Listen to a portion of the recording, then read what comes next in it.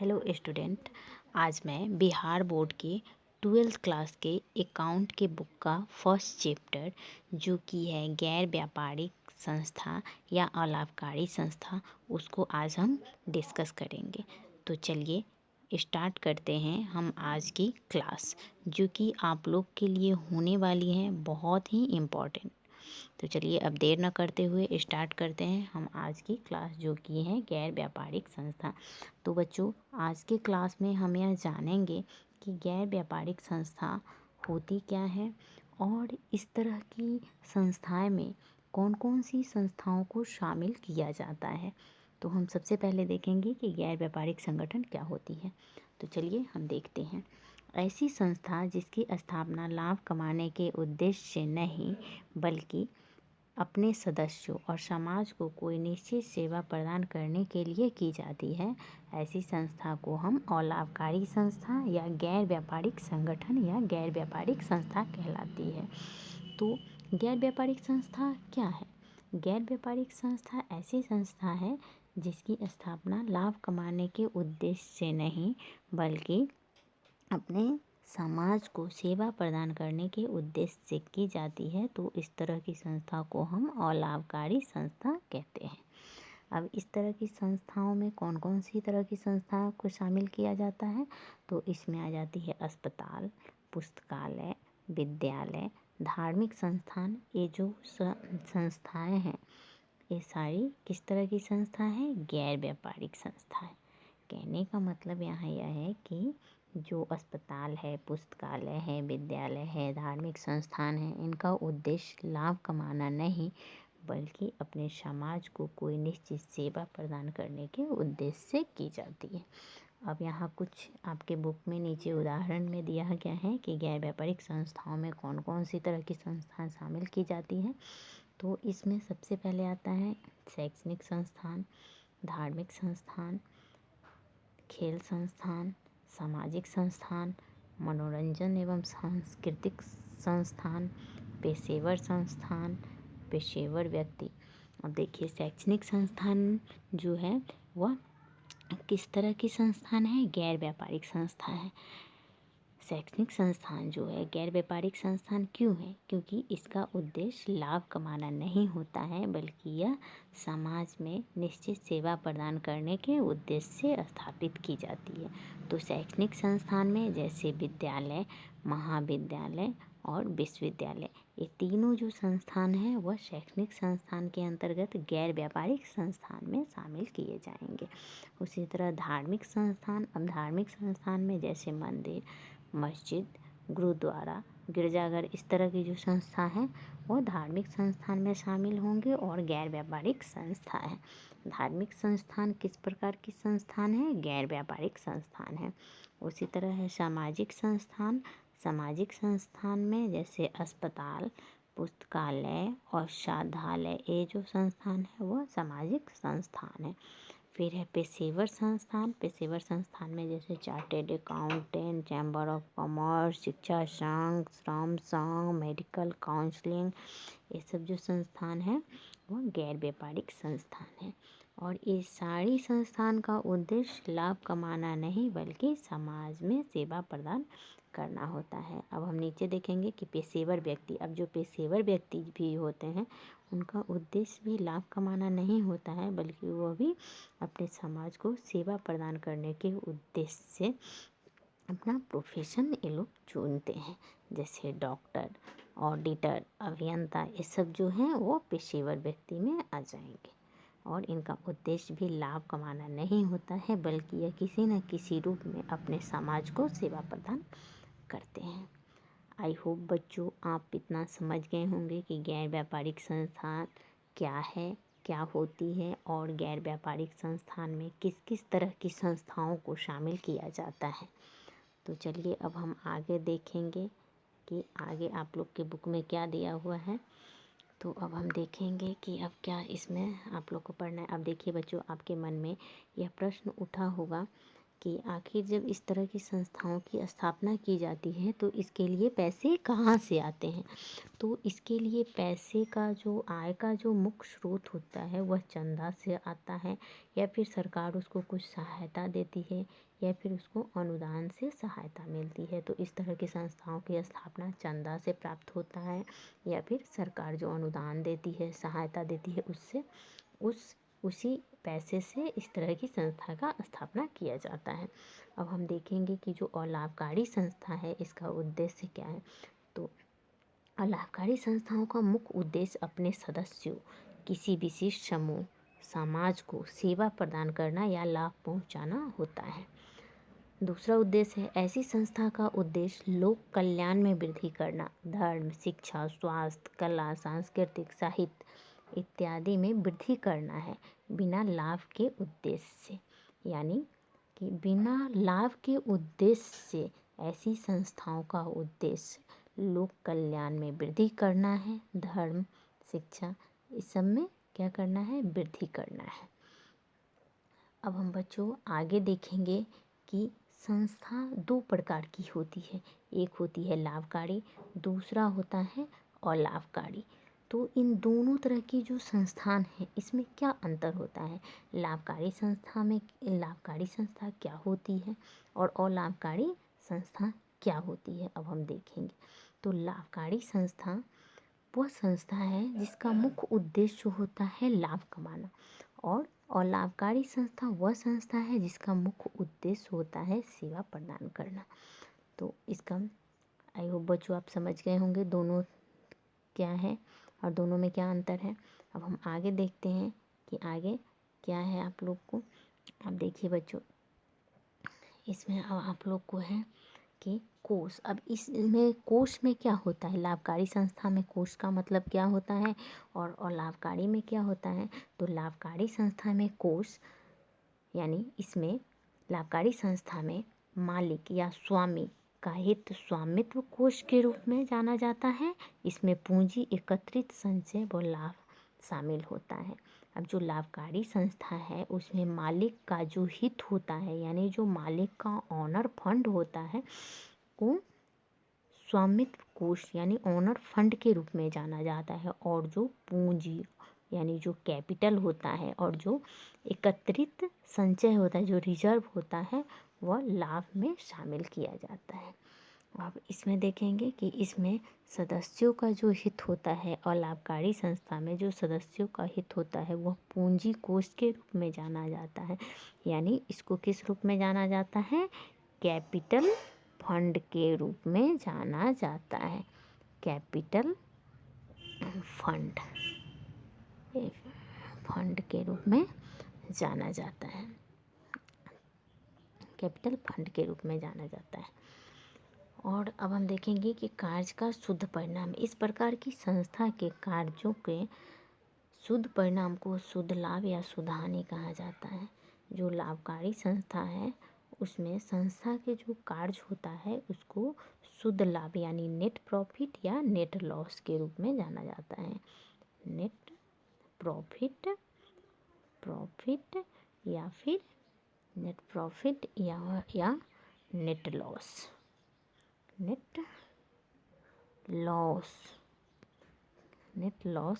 के रूप में जाना जाता है। और इसका जो होता है अलाभकारी संस्था का जो शुद्ध परिणाम होता है इसको जाना जाता है सरप्लस। इसको जाना जाता है सरप्लस या डिफिशियंसी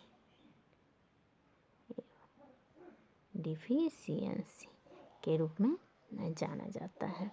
और जो लाभकारी संस्था होता है इसमें वित्तीय विवरण, इन संस्थाओं में वित्तीय विवरण में के अंतर्गत निम्नलिखित विवरणों को शामिल किया जाता है, जैसे निर्माणी खाता, व्यापार खाता, प्रॉफिट एंड लॉस अकाउंट, चिट्ठा। अब निर्माणी खाता को इंग्लिश में क्या कहते हैं, निर्माणी खाता को इंग्लिश में कहते हैं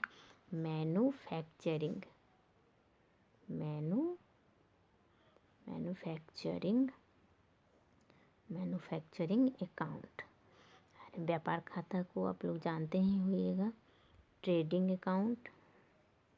ट्रेडिंग अकाउंट, लाभानी खातों को P&L profit and loss account, और चिट्ठा को बैलेंस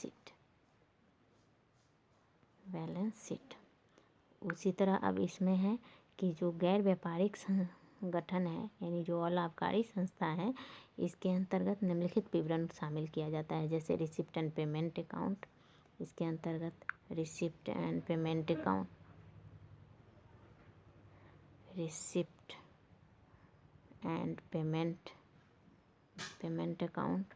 उसके बाद है income and expenditure account, income and expenditure account. उसके बाद है बैलेंस शीट। अब बैलेंस शीट, तो अब आई होप बच्चों आप यह समझ गए होंगे कि लाभकारी संस्था और अलाभकारी संस्था में क्या अंतर है, और लाभकारी संस्था में किस तरह के वित्तीय विवरणों को शामिल किया जाता है, और अलाभकारी संस्था में किस तरह के वित्तीय विवरणों को शामिल किया जाता है।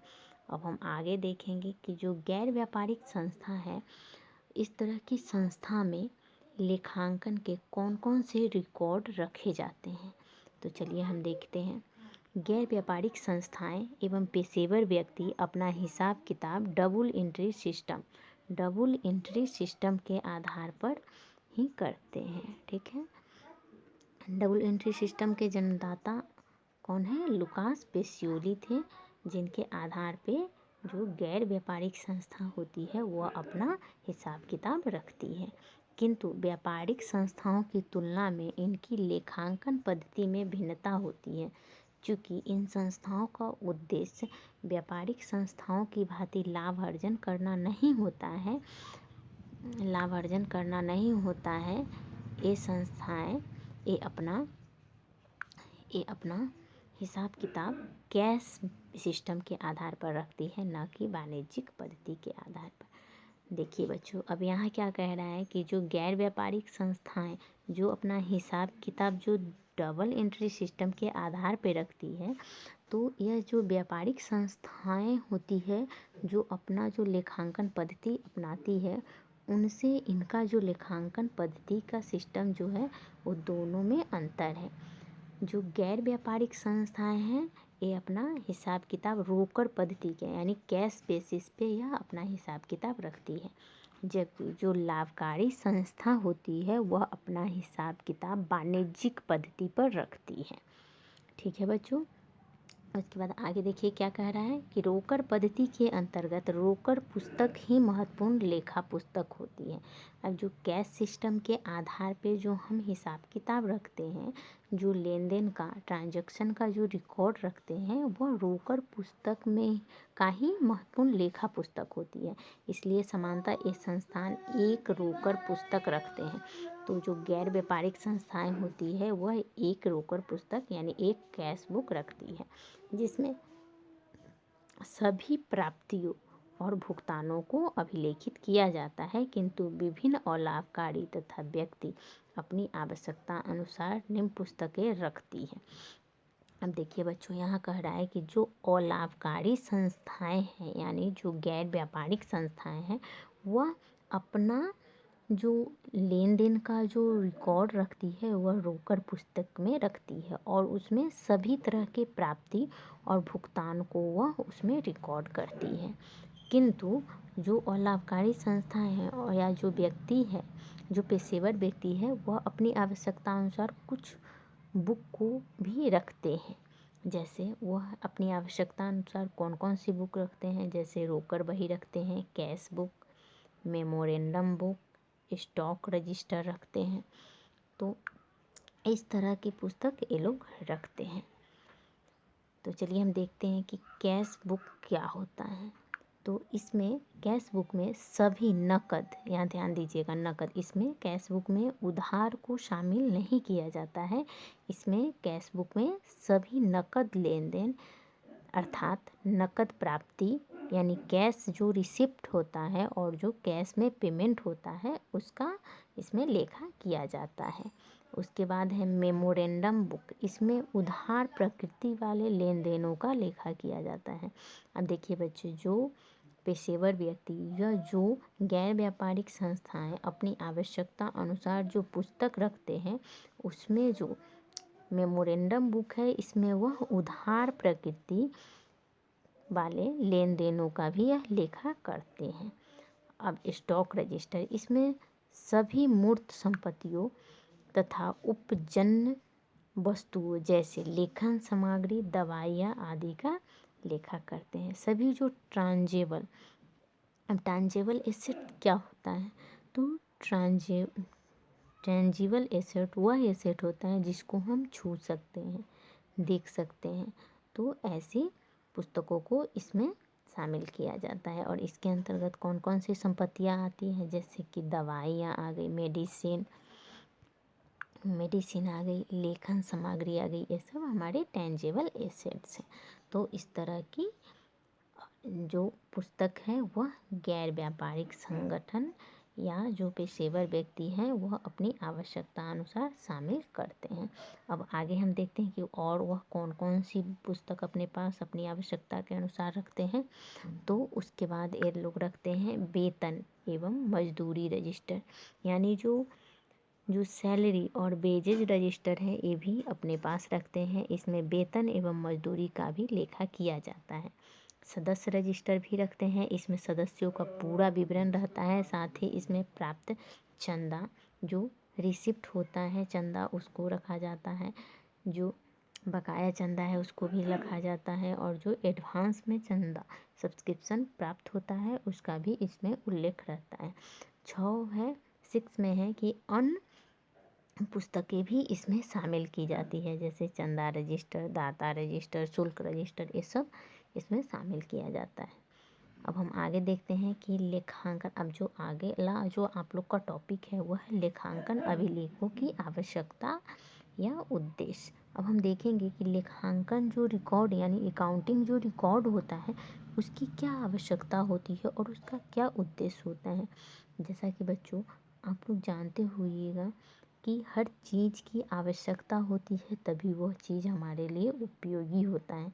नहीं तो अगर हमें किसी चीज़ की आवश्यकता ही नहीं है तो वह चीज़ भी हमारे लिए क्या होगी, उपयोगी नहीं होगी। तो उसी तरह लेखांकन जो अभिलेख रखा जाता है इसकी क्या आवश्यकता है, इसको रखना क्यों ज़रूरी है और इसका उद्देश्य क्या होता है। तो चलिए हम देखते हैं कि गैर व्यापारिक संस्थाओं को निम्न उद्देश्यों की पूर्ति हेतु लेखांकन अभिलेखों की आवश्यकता होती है। यानी जो गैर व्यापारिक संस्थाएं होती हैं उनको बहुत सारे उद्देश्यों की पूर्ति करनी होती है जिसके लिए वह लेखांकन अभिलेख को रखते हैं। जैसे निधि के उपयोग पर उचित नियंत्रण के लिए, यानी जो फंड होता है उसको किस तरह से उपयोग करना है और उसको किस तरह से उचित तरीके से नियंत्रण रखना है, इसके लिए वह अपने पास लेखांकन अभिलेख को रखते हैं। उसी तरह है सदस्यों, दानकर्ताओं, सरकारी एवं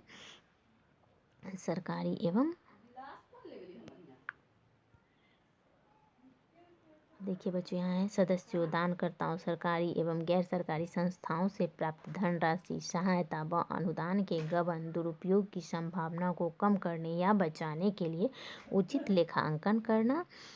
साथ ही है वर्ष के अंत में वित्तीय विवरण तैयार करने में सहायता प्रदान करना, वित्तीय परिणामों के बजट प्रावधानों से तुलनात्मक अध्ययन को सुगम बनाना या प्रदर्शित करना कि संस्था के उद्देश्य या उद्देश्यों के अनुरूप व्यय हो रहे हो।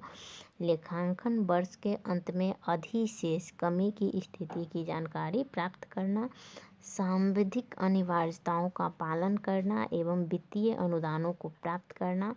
निष्कर्षतः अब यहाँ निष्कर्ष के रूप में दिया गया है कि सदस्यों, दानकर्ताओं, सरकार द्वारा प्राप्त निधि के गबन दुरुपयोग की संभावना को कम करने या बचने के लिए जो कानूनी अनिवार्यताओं के पालन एवं आय व्यय की स्थिति को ज्ञात करने के लिए उचित लेखांकन पद्धति की आवश्यकता होती है। अब देखिए बच्चों, हम यहाँ आपको अब समझाना चाहते हैं कि जो हमारे अकाउंटिंग जो रिकॉर्ड है उसकी क्या आवश्यकता होती है। तो इसकी आवश्यकता होती है कि हमारे पास जो कैश है यानी जो हमारे पास फंड है उसका हम किस तरह से उपयोग करें। तो जब हमारे पास उसका रिकॉर्डिंग रहेगा, जब वह चीज़ हमारे पास लिखित रूप में रहेगा, तभी हम उसका सही तरह से उपयोग कर सकते हैं। और दूसरा हो जाता है कि इसमें किसी तरह का चोरी नहीं हो, किसी तरह का गबन नहीं हो, तो इसके लिए भी इसका होना ज़रूरी है लेखांकन रिकॉर्ड का। साथ ही जो वित्तीय विवरण जो वर्ष के अंत में जो वित्तीय विवरण जो तैयार करने में जो हमको सहायता मिलती है, तो उसके लिए भी हमारे पास क्या होना चाहिए, अकाउंटिंग रिकॉर्ड होना चाहिए। तो इस तरह की जो हमारी सारी आवश्यकताएं हैं, इसकी पूर्ति हमारे लेखांकन अभिलेखों से की जाती है, इसलिए लेखांकन अभिलेखों की आवश्यकता होती है। आई होप बच्चों कि आप लोग यहाँ तक समझे होंगे, और हम अगली कक्षा में आप लोग के लिए अब इसका नेक्स्ट पार्ट लेकर आएंगे। तो अब आप लोग इतना तक अच्छे से इसको एक बार रीड कर लीजिएगा, और हम नेक्स्ट वीडियो में लेके आएंगे इसके अगले का पार्ट। Thank you.